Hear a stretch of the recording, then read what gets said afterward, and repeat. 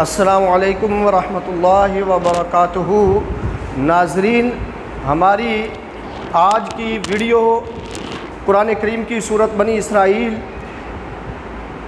کی ایکسرسائز کی سلوشن کے پر مشتمل ہے۔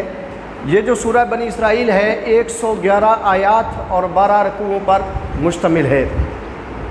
اس سورہ مبارکہ کو سورہ سبحان، سورہ اسراء بھی کہا جاتا ہے۔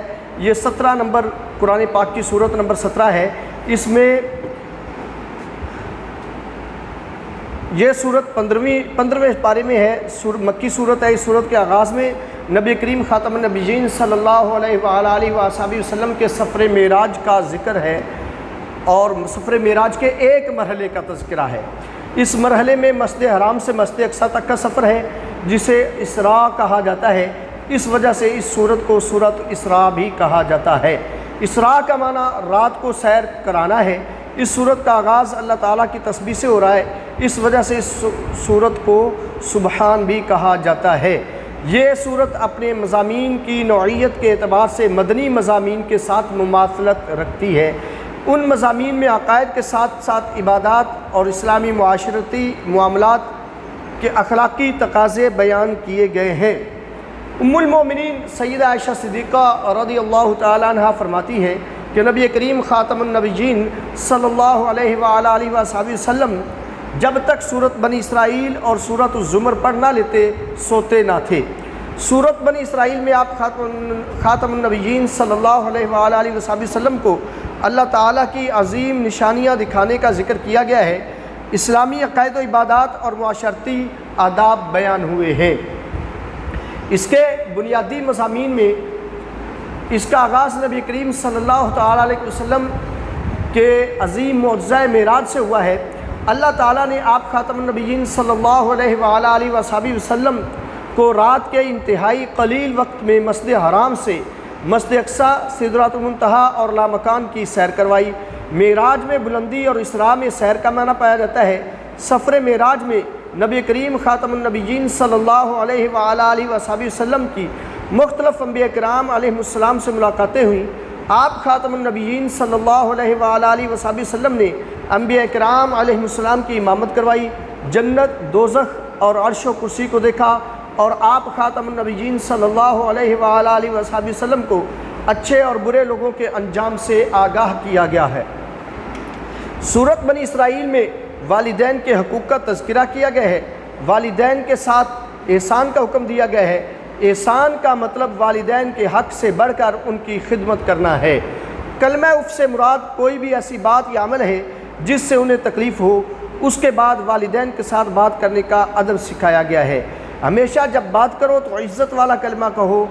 عزت والے کلمے سے مراد یہ بھی ہے کہ والدین کو ان کا نام لے کر نہ پکارا جائے، چلتے ہوئے والدین کے آگے نہ چلا جائے۔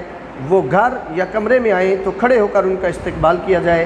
جہاں عمومی طور پر وہ بیٹھتے ہوں وہاں بیٹھنے سے پرہیز کیا جائے۔ اگر وہ کھڑے ہوں تو ہمیں بھی کھڑے ہو جانا چاہیے۔ والدین کو غصے کی نگاہ سے نہیں بلکہ پیار سے دیکھنا چاہیے، کیونکہ اس سے اللہ تعالیٰ راضی ہوتا ہے۔ ماں باپ کے قرابت داروں یعنی رشتہ داروں کا خیال رکھنا چاہیے۔ اگر والدین رخصت ہو جائیں، دنیا سے وصال کر جائیں، تو ان کے لیے دعائیں مغفرت کرنی چاہیے۔ ان کے دوستوں اور چاہنے والوں کا خیال رکھنا چاہیے۔ ہمارے لیے لازم ہے کہ ہم والدین کا ہر جائز حکم مانیں۔ سورت بنی اسرائیل میں بنی اسرائیل کے احوال ذکر کیے گئے ہیں۔ اللہ تعالیٰ نے انہیں بہت سی نعمتوں سے نوازا تھا، مگر وہ ناشکری اور زمین میں فساد کے مرتکب ہوئے تو اللہ تعالیٰ نے ان پر سختیاں اور تباہیاں مسلط کر دیں۔ اس ضمن میں اس بات کا واضح اعلان کیا گیا کہ یہ مصیبتیں خود ان کے اپنے اعمال کی نحوست تھی۔ سورت بنی اسرائیل میں معاشرتی زندگی کے حوالے سے بہت سی نصیحتیں کی گئی ہیں۔ قریبی رشتہ داروں، مسکینوں اور مسافروں کو ان کا حق دینے کا حکم دیا گیا ہے۔ یتیم کے مال کی حفاظت، ناپ تول اور وعدہ پورا کرنے کا حکم دیا گیا ہے۔ ہمیشہ اچھی بات احسن انداز میں کرنے کا حکم دیا گیا ہے۔ مال خرچ کرنے میں اعتدال کا حکم دیا گیا ہے۔ فضول خرچی سے منع کرتے ہوئے اسے شیطانی عمل قرار دیا گیا ہے۔ کنجوسی کو بھی ناپسندیدہ عمل قرار دیا گیا ہے۔ رزق کی کمی کی وجہ سے اولاد کے قتل اور بدکاری سے منع کیا گیا ہے۔ بغیر علم کے بحث و مباحثہ سے نفرت دلائی گئی ہے۔ زمین پر اکڑ اکڑ کر چلنے سے منع کیا گیا ہے اور فرمایا گیا ہے کہ یہ اللہ تعالیٰ کے نزدیک ناپسندیدہ اعمال ہیں۔ سورت بنی اسرائیل میں ذکر کیا گیا ہے کہ قرآن مجید تھوڑا تھوڑا کر کے نازل کیا گیا تاکہ پڑھنے اور سمجھنے میں آسانی ہو۔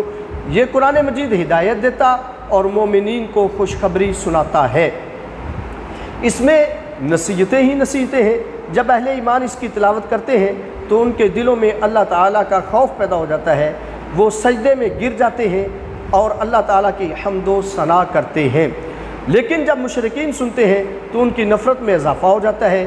جب آپ خاتم النبیین صلی اللہ علیہ وآلہ وسلم اس کی تلاوت کرتے ہیں تو یہ آپس میں سرگوشیاں کرنے لگتے اور اس سے منہ پھیر لیتے ہیں، بجائے ایمان لانے اور سمجھنے کے حیل و حجت کرنے لگتے ہیں، ایمان نہ لانے کے بہانے بناتے ہوئے مختلف شرطیں رکھتے ہیں۔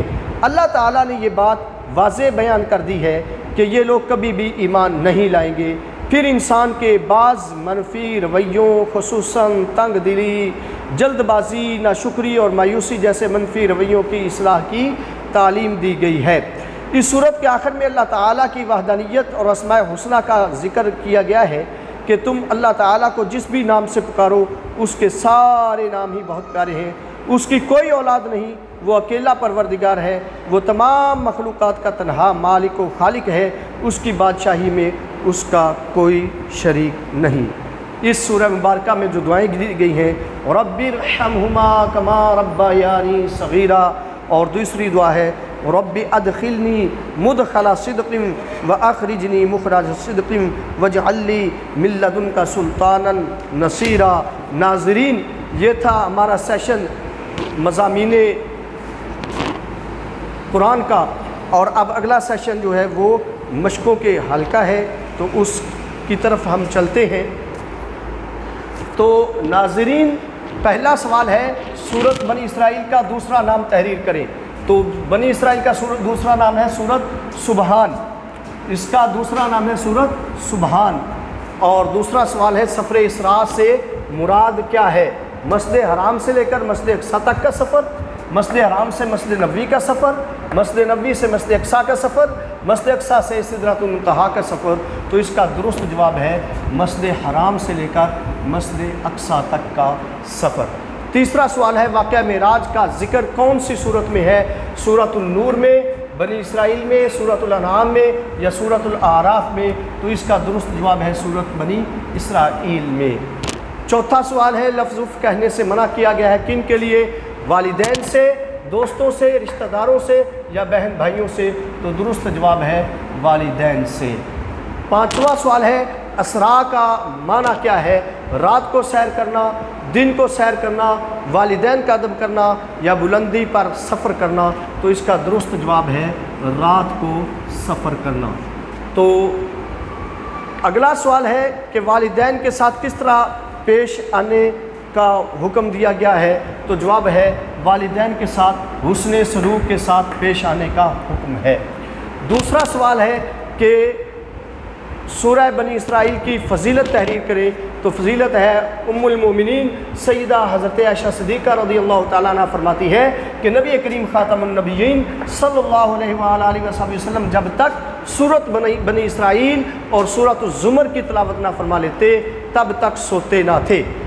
واقعہ معراج کا مختصر بیان پوچھا گیا ہے، تو واقعہ معراج عظیم معجزہ ہے۔ اللہ تعالیٰ نے آپ خاتم النبیین صلی اللہ علیہ وآلہ وسلم کو رات کے انتہائی قلیل وقت میں مسجد اقصیٰ، سدرۃ المنتہیٰ اور لامکاں کی سیر کرائی۔ اس سفر میں مختلف انبیاء کرام علیہ السلام سے ملاقاتیں ہوئیں۔